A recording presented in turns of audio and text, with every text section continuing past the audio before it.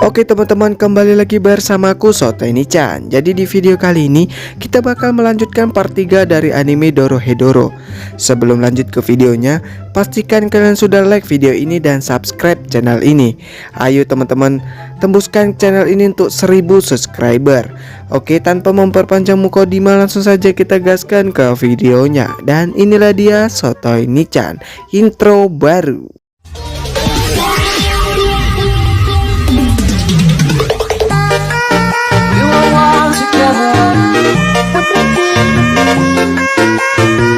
Itu pria ini pun tewas. Kemudian Kaiman, Nikaido dan Kabe pun mendoakannya.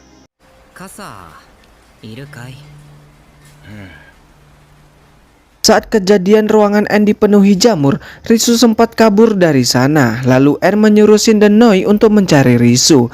Karena di dalam tubuh Risu sudah terdapat GPS. Di sana mereka tidak mengetahui tentang sihir Ebisu. Makanya mereka tengah meneliti jenis sihir Ebisu. Setelah diteliti, anggota N ingin memberitahu N, namun dia terpleset yang membuat bubuk sihir Ebisu terlempar ke arah Noi, yang kemudian Noi berubah menjadi seekor kadal yang tidak dapat mengendalikan dirinya sendiri. Lalu Shin mencoba menyadarkan Noi dengan bertarung melawan Noi, hingga pada akhirnya Noi dikalahkan, yang kemudian N dan Shin membawa Noi kepada penyihir yang dapat menghilangkan sihir Ebisu. Pria itu bernama Chota. Kemudian ritual penghilang sihir Ebisu pun dimulai, yang kemudian Noi pun kembali sembuh. Kembali ke Fujita dan Ebisu yang berada di hall. Di sana mereka bergabung di tim bisbol yang menyamar sebagai pemain. Fujita bergabung untuk bertemu dengan Kaiman dan berencana untuk membunuh Kaiman. Saat di lapangan, dirinya melihat sahabatnya yang telah dibunuh oleh Kaiman yang bernama Matsumura. Kini Matsumura telah menjadi zombie yang dikendalikan oleh KB. Di sana pun Fujita berubah pikiran, yang mana Fujita berencana membawa Matsumura kabur dari sana dan menyuruh Noi untuk menyembuhkan Matsumura. Tak lama dari itu Fujita pun telah membawa kabur Matsumura. Namun setelah berada di Villa N, Matsumura mengamuk karena Matsumura jauh dari jangkauan pengendalinya, yaitu KB. Di sana Matsumura melempar Fujita dan mencekik Ebisu. Karena tak tahan rasa sakit, Ebisu mengeluarkan sihirnya dan berubah menjadi kadal raksasa, atau lebih tepatnya seperti T-Rex, lalu menghancurkan Matsumura. Di sana Fujita jadi menyadari kalau penyihir yang telah mengubah kepala Kaiman adalah Ebisu. Lalu Shin flashback saat Ebisu berada di mulut Kaiman. Saat itu pria yang ada di mulut Kaiman berkata kalau Ebisu menghalanginya. Kembali ke Kaiman yang berada di hall. Di sana Kaiman menyadari saat dirinya banyak membunuh penyihir. Ingatannya perlahan kembali. Lalu Kaiman berencana ingin kembali ke dunia penyihir sendirian dan tidak ingin melibatkan Nikaido lagi. Keesokan harinya Nikaido mencari Kaiman ke tempat kerjanya. Namun dokter berkata kalau Kaiman telah berhenti bekerja sejak kemarin. Lalu Nikaido bertanya kepada KB. KB berkata kalau Kaiman telah pergi ke dunia penyihir sendirian, berpindah ke Kaiman. Di sana Kaiman berencana untuk mencari pekerjaan terlebih dahulu. Setelahnya Kaiman bertanya kepada seseorang apakah dirinya melihat kelompok mata salib. Lalu pria itu berkata kalau belakangan ini mereka enggak kelihatan dan dirasa mereka akan muncul lagi di sekitar situ setelah Blue Night berakhir. Blue Night merupakan festival untuk memilih partner setiap orang, dan festival ini diadakan 4 tahun sekali. Lalu Kaiman duduk karena dia kelaparan. Kemudian di sana Kaiman melihat 2 orang yang sedang kesulitan, yang kemudian Kaiman membantu orang itu. Setelah menyelamatkan mereka, Kaiman kembali terduduk karena dirinya kelaparan. Pria yang diselamatkan Kaiman ternyata bos di sebuah kedai pie. Lalu Kaiman diberi makanan oleh pria itu yang diketahui bernama Tanba dan karyawannya bernama Fukuyama. Di sana Tanba melepas topeng Kaiman yang membuat mereka kaget. Lalu Kaiman beralasan kalau dirinya terkena sebuah sihir. Tanba bertanya kepada Kaiman apakah Kaiman tinggal di dekat situ. Lalu Kaiman berkata kalau dirinya tidak memiliki tempat tinggal dan Kaiman berencana untuk mencari pekerjaan. Kemudian Tanba pun menyuruh Kaiman untuk bekerja di tempatnya saja, dan pada akhirnya Kaiman pun bekerja di sana. Keesokan harinya Tanba dan Fukuyama pergi untuk berjualan di Blue Night dan Kaiman disuruh jaga toko oleh Tanba. Namun Kaiman bersembunyi dan pergi ke Blue Night, yang kemudian Kaiman menyamar sebagai penjaga lalu masuk ke dalam. Kaiman masuk ke sana karena dirinya berencana mencari Risu.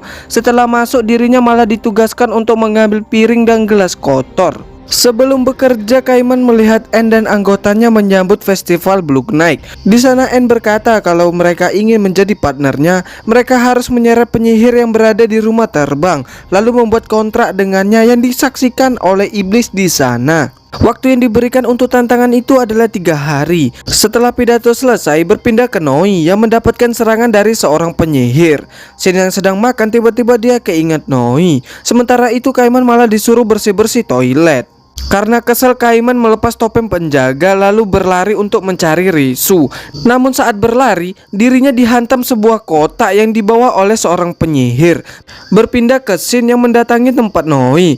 Lalu Shin mendapatkan serangan jarak jauh. Lalu Shin berlari. Saat berhenti, ternyata di atas Shin terdapat jebakan dari pria yang menyerang Shin tadi. Lalu pria itu menembakkan jebakannya yang kemudian jatuh ke arah Shin. Sementara itu Fujita bertanya kepada En bagaimana Noi dan Shin bisa menjadi partner. Lalu En bercerita. Kemudian Shin pun flashback. Pada saat itu En tengah memperluas jaringan Telkomsel jaringan ramen yang bernama Asap Puspa miliknya ke seluruh penjuru dunia. Pada suatu hari ada seorang pria kabur dari warungnya tanpa membayar. Berketepatan dari itu Noi melihat pria yang kabur tadi yang ternyata adalah Shin dengan tangan busuknya. Kemudian Noi mencegah Shin karena Noi sepupu En. Noi menyuruh Shin untuk membayar. Namun Shin menantang Noi untuk beradu sihir, yang kalau Noi menang Shin akan membayarnya. Noi berkata kalau sihirnya tidak dapat digunakan untuk bertarung. Saat Noi melihat tangan Shin yang busuk, dirinya menghampiri Shin yang kemudian menyembuhkannya. Setelahnya Shin menyerang Noi lalu kabur. Saat Shin berada di suatu gang, En menyampiri dirinya dan menawari Shin bekerja di warung ramennya.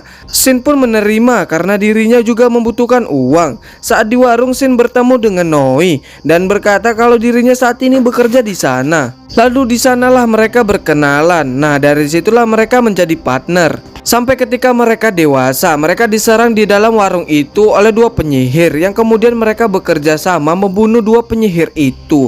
Lalu kembali ke masa sekarang yang mana pria yang menyerang Shin tadi menyimpan Shin ke sebuah kantong mayat lalu membawa Shin pergi. Berpindah ke Kaiman yang ketahuan oleh Tanba. Setelah Kaiman membeli makanan favoritnya dan lagi-lagi dirinya terkena kotak dari penyihir tadi. Lalu Kaiman marah kepada penyihir itu.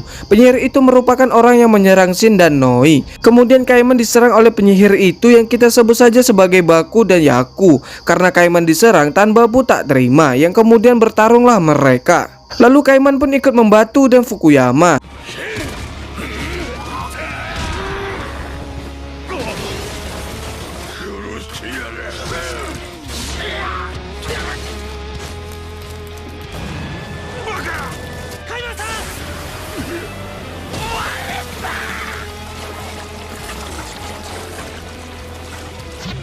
Berpindah ke Risu yang berada di festival itu. Saat dirinya ada di suatu ruangan, dirinya melihat sebuah berangkas yang saat dibuka terdapat Noi.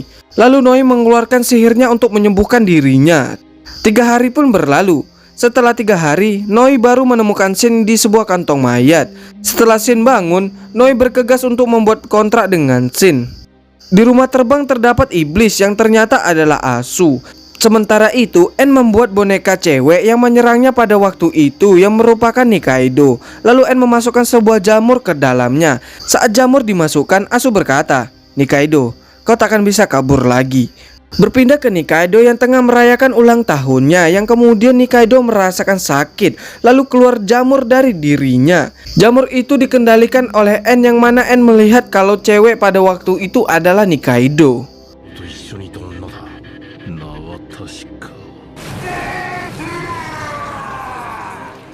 Oke teman-teman, untuk part 3 dari anime Dorohedoro sampai di sini terlebih dahulu. Terima kasih buat teman-teman semuanya yang sudah menonton dari awal sampai akhir video. Saya ucapkan beribu-ribu terima kasih. Oke, sekian dari saya Soteni-chan pamit undur diri and